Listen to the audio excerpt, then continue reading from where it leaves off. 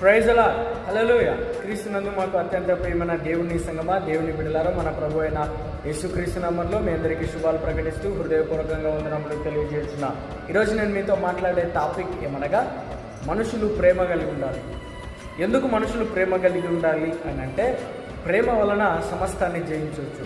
ఉదాహరణకు మన ప్రభు అయిన యేసుక్రీస్తు, ఆయన ఎంత ప్రేమ కలిగి ఉన్నాడు అంటే, లేఖనం చెప్పుచున్నది, దేవుడు లోకమును ఎంతో ప్రేమించను, కాగా తన అద్వితీయ కుమారుని యందు విశ్వాసం ఉంచువానికి ప్రతి ఒక్కరికి నిత్య జీవం అనుగ్రహించున్నట్లు ఆయనను అలా ఈ లోకానికి పంపి ఉన్నాడని రాయబడిన వాక్యంలో ఉంది కదా. ఎంత ప్రేమించినాడంటే, ప్రియకుమారుని ద్వారా తన కుమారుణ్ణి మరణానికి అప్పగించేంత ప్రేమ కలిగి ఉన్నాడు. అందుకోసం అలాంటి ప్రేమ మనమందరం కలిగి ఉండాలని దేవుడు ఆశిస్తున్నాడు.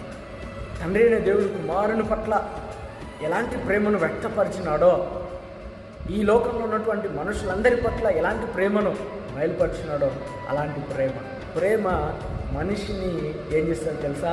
దయ, జాలి, కనికరం ఇలాంటి వాటన్నిటిలోనికి నడిపిస్తుంది.